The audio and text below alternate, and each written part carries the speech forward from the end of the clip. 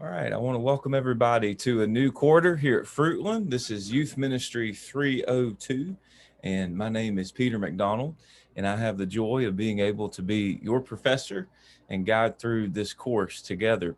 I do welcome you, and I know it's in the middle of the summer, but I do believe we're going to have a great time together, and I do hope that you all are doing well.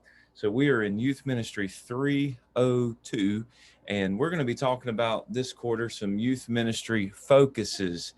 We've already built a foundation in the first quarter in 301, but here we are now focusing on some intentional, vibrant, and Jesus centered behind the scenes efforts of youth ministry, and oftentimes things that are overlooked.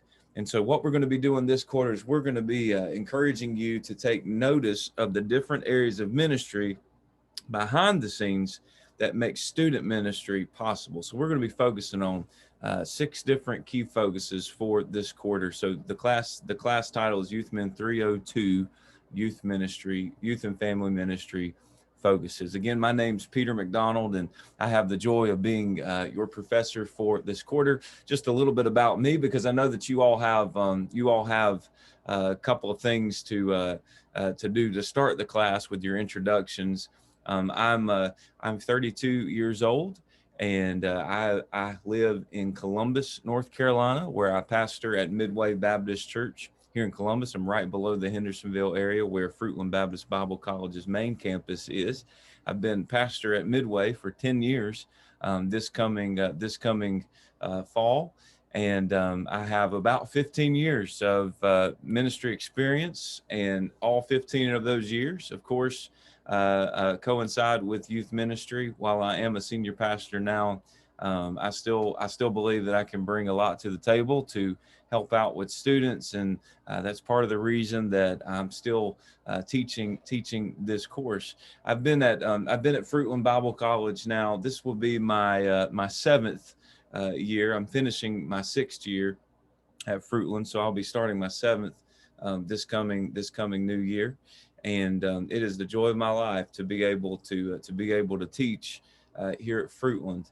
I teach youth ministry online and on campus, and I also teach biblical counseling 401 and 402 on campus. So if you're going to take some classes on campus around your 400 term, I would love to have you in person for our counseling classes. I'm now in the 402 quarter of counseling there at Fruitland right now. I wanted to share the most important things about my life. One is I'm a child of God. I'm a believer in Jesus. I received the gospel and believed on Christ as my Savior and my Lord at 14 years old. I was at a youth camp, and I'm grateful for my salvation. I'm grateful for my calling to be able to minister and to serve the church and the shepherd of the church is one of the joys of my life. And I love doing it. Church is my passion, the people. I love to shepherd the people, and I love to preach the word. I have a beautiful wife. Her name is Tara.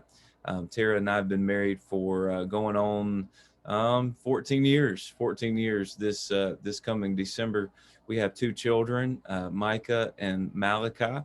Micah is almost 10 years old. Malachi is almost 7 years old, and we have a bonus child through foster care, and we are definitely blessed to have her in our life. Her name is Autumn, and we love our children, and we're thankful to be able to be parents to them.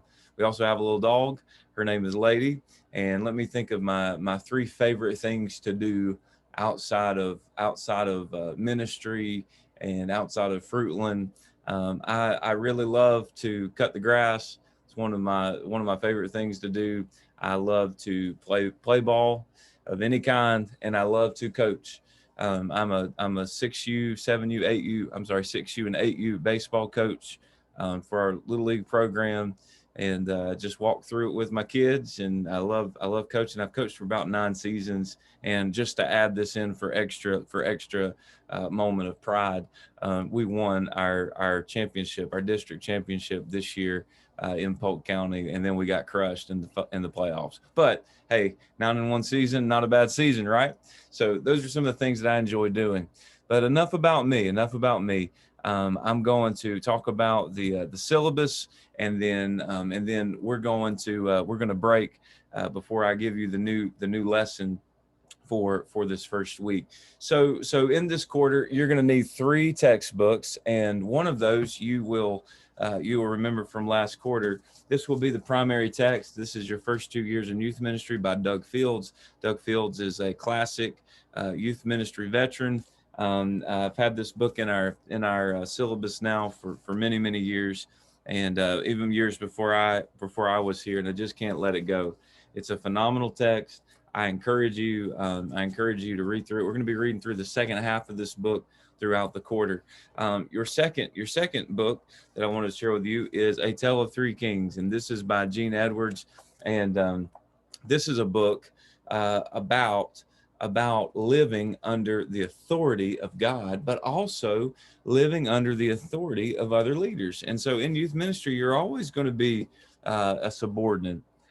You're always going to answer to someone and have to follow someone's lead. And sometimes, unfortunately, even in church ministry, those leaders aren't the best caliber, so to speak. But that doesn't mean that we don't honor them and respect them. And so this is a book that follows through the life of King David before he was a king and after he was a king. I want to go ahead and share with you. You're going to be reading through this, and you're like, this sounds somewhat familiar to Scripture. Well, this is not Scripture. This is, if anything, a study in brokenness that covers the life of David as he was under Saul, and also as he was leading and had Absalom trying to take over. So it's loosely based on the Bible. It's written in a narrative form, some added thematic elements, but Gene Edwards was an incredible pastor and evangelist, and this is a classic book on brokenness. And so I'm saying this may be your favorite book of all time at Fruitland. Really could be. It's a short read. We're gonna do some things with it through the quarter. You could probably read it in one sitting. You're gonna get hooked. Phenomenal book. You'll love it. The second one is a book that's heading its way out. This will be the last time that it's offered through our youth ministry 301 and 302 at Fruitland. But this is Duffy Robinson's classic youth ministry nuts and bolts. You'll notice as you read through it that some of our material from 301 can be found in this textbook. But also some of our learnings are going to be from 302. This book I've done as I've done with the with the Doug Fields text. We're going to read some selections from this book, but not this entire book. Okay, so I want you to keep that in mind. Also, there's going to be a course video resource that I want you to see on your syllabus. There is a YouTube link to the movie Divided, and so Divided is a resource that we're going to be watching about 9-10 minutes a week on, but it follows a young man. His name is Philip Leckerick, and he's on a journey to figure out some answers to questions that he's had as to why are students leaving the church. So where are we going wrong? And so what he does is he travels across the country and he conducts research and he interviews children and youth ministry experts and evangelists and statisticians and commentators and pastors. And what he does is he's trying to discover where the hole is in our churches when it comes to reaching students. And he also makes a strong case for abandoning age-segregated Sunday schools and youth ministries and embracing a discipleship model that includes the family. So I've just spoiled the movie for you. He's making a case for family ministry over student ministry in its entirety. But listen, this movie will challenge you, okay, to rethink the way that we carry out our youth ministries. If we're going to have youth ministry, we need to be far more intentional than we are. We want to stop the bleeding, so to speak. So it's a really good resource. It will challenge you. I'm not saying that you read it to change your mind or to change your church or anything like that. I want you to see a different perspective, though, on family ministry. A lot of times on campus, when we're on campus for this class, we watch this and we have some pretty good discussion and sometimes some debates over what's shared in the video. I think you'll enjoy it, though. That's a resource here. All right, so let's talk about the course as it fits Youth Ministry 302 online. Your syllabus, by the way, interchanges between our on-campus class and our online class. So there's some things that would pertain to the campus class, but listen, I'll correct you as we go, or I'll adjust if we read something wrong. Okay. So here are our expectations. We want to, above all else, understand the different maintenance of incarnational intentional strategies of youth ministry. We want to keep that up. Remember, last quarter we talked about the intentional model of student ministry is to be with students, but then the incarnational model is that the students would be with Jesus. And so we want to be Jesus in the hands and feet of Jesus, and we want to share with them Jesus with our lives. Now, how do you maintain that? That's a great goal to have, but how do you maintain that in student ministry? We're going to talk about having some skills and acquiring some resources that will intentionally lead other people to healthy ministry.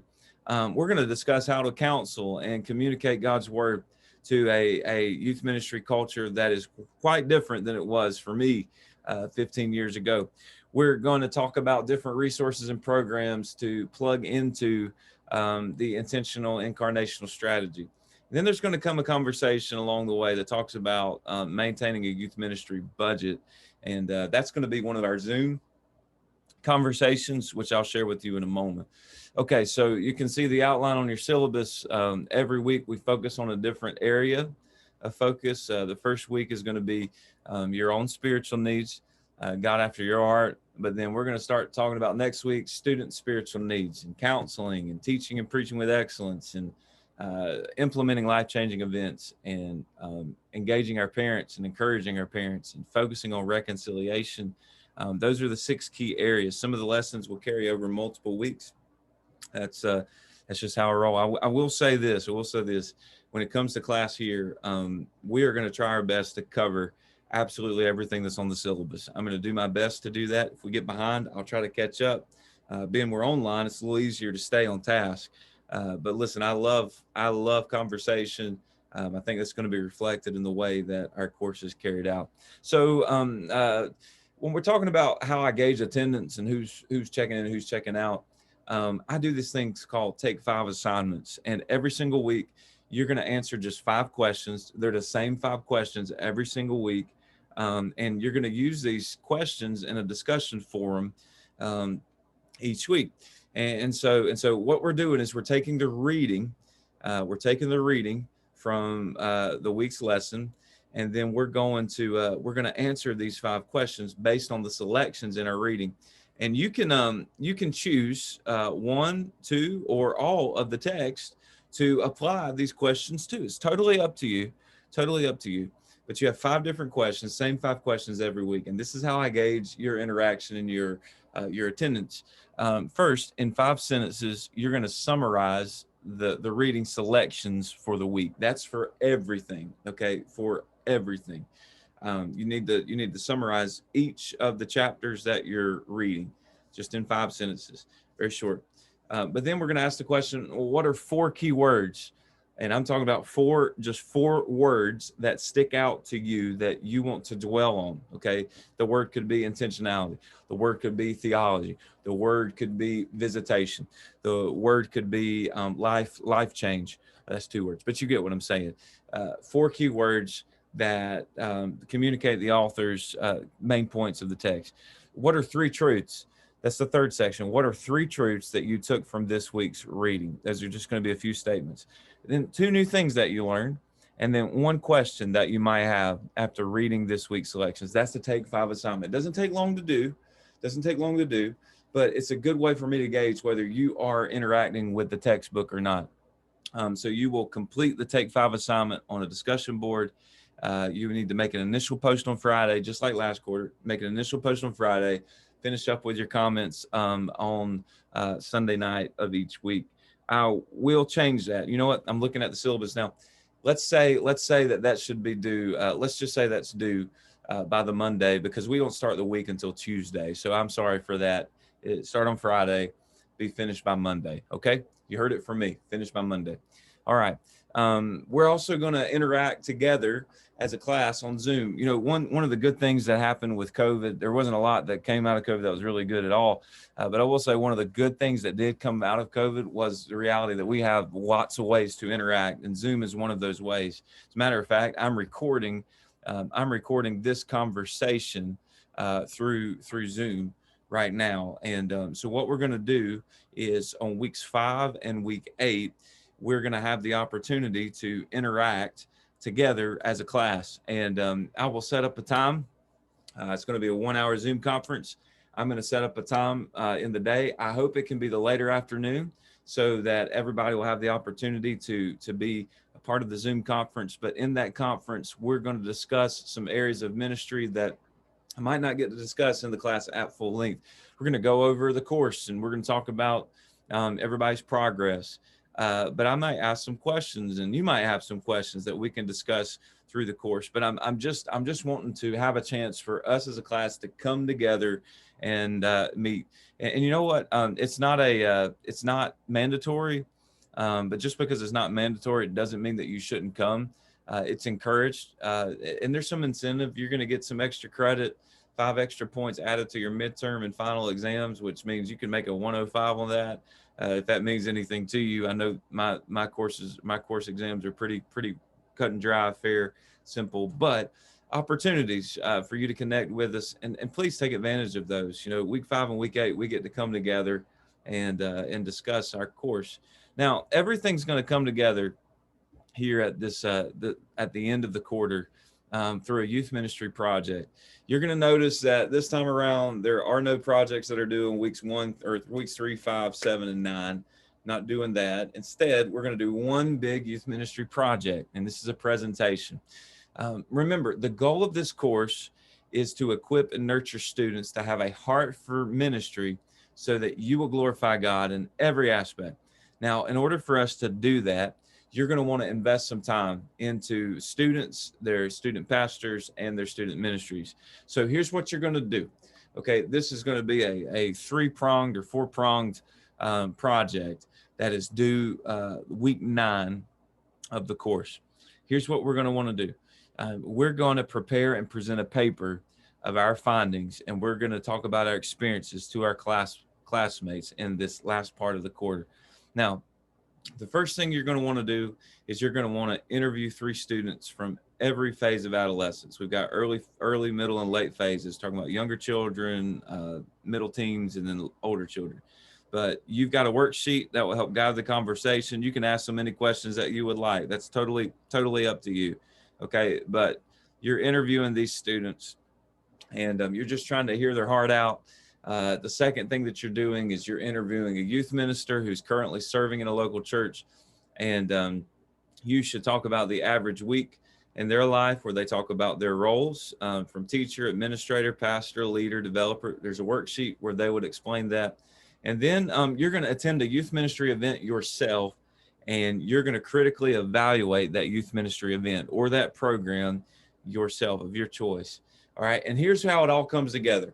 Okay, you've got all these projects that you're doing. And by the way, they're all due week 9. Okay, so you're going to take your findings from those projects, and you're going to prepare a 6 to 8 minute long presentation. This is a speech, so to speak, where you're going to communicate. This is what you're communicating. Why or why not student ministry is essential to the advancement of God's kingdom through his church. Now, we're talking about student ministry as a whole.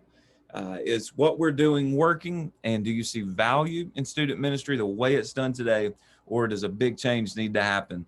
And a lot of times students will choose, they'll choose, do I want to see youth ministry where I'm just focusing on the students, or should we be focusing more on the families?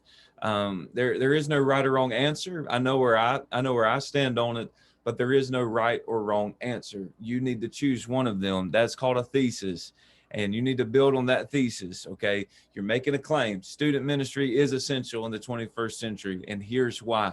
I'm going to give you my reports of my time with the students, and I saw the needs that the students had, and yes, the needs that they have and the questions that they have merit deeper student ministry. Or you might be on the other side and say, I talked to several student pastors and none of them have a clue what they're doing, and they're not organized and they're not thinking about the other students. I don't think it's essential. Or maybe you'll say, I went to a youth ministry event, and if those youth ministry events are all like, if all of their ministry events are like that, I can see great value in student ministry today. Or on the other side, you might say, I went to a few student ministry programs and events, and these churches didn't make a great case for the existence of student ministry. Something's got to change. The point is, you are making a statement, a claim, and you are trying to drive home that claim through your experiences. You can talk about your own personal experiences as well, what student ministry meant to you or what it didn't mean to you. Anywho, at the conclusion of your video, you're going to say, hey, I think student ministry is or isn't essential today. Some things got to change, or you know what, it's a great model. Let's keep it up. Your presentation needs to be presented via video. So there's going to be a little tab that you can click on week 9. You need to upload a YouTube link or a Vimeo link to that forum. You're going to want to post.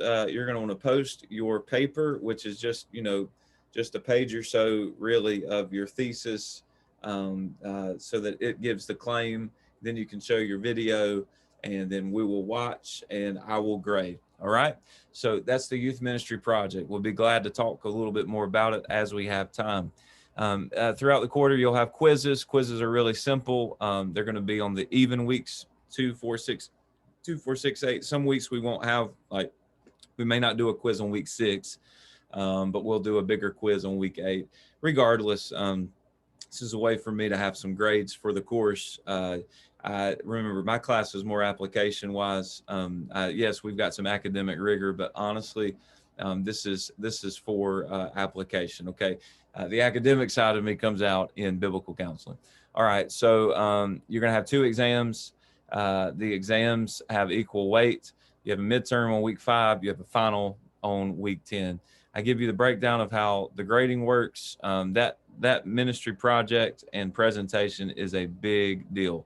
It's a third of your grade. So please make sure that you do that, or you will not pass this course. I give you a course schedule of how the week should work out so that you can see that. Okay. So make sure that you check over that. I've tried to put everything that we're going to be doing through those weeks there. And that's it. That's the course. I've talked enough about it. It's time now to get engaged with it. If you ever have questions, make sure that you ask. You're going to start the quarter off this week with some youth ministry introductions. Share your story, give your testimony. You can do it in video, or you can just type it out, however you choose. There's a little tab under the introduction week. Make sure that you review the syllabus, ask any questions that you might have. All my information is on the syllabus. You can call me, text me. You're welcome to email me. I'm going to be quicker to text back, to be honest, but I've given you all my info that's there, so that you can reach out to me. Would love to be able to help you. But it's going to be a great quarter together. I'm excited about it. And I will give a first lesson. It should be uploaded by this afternoon, today is Tuesday, so it should be uploaded to get us started later today. But let's get started with a great quarter. Thanks for joining in, and I'm excited about a new quarter here at Fruit One. God bless you.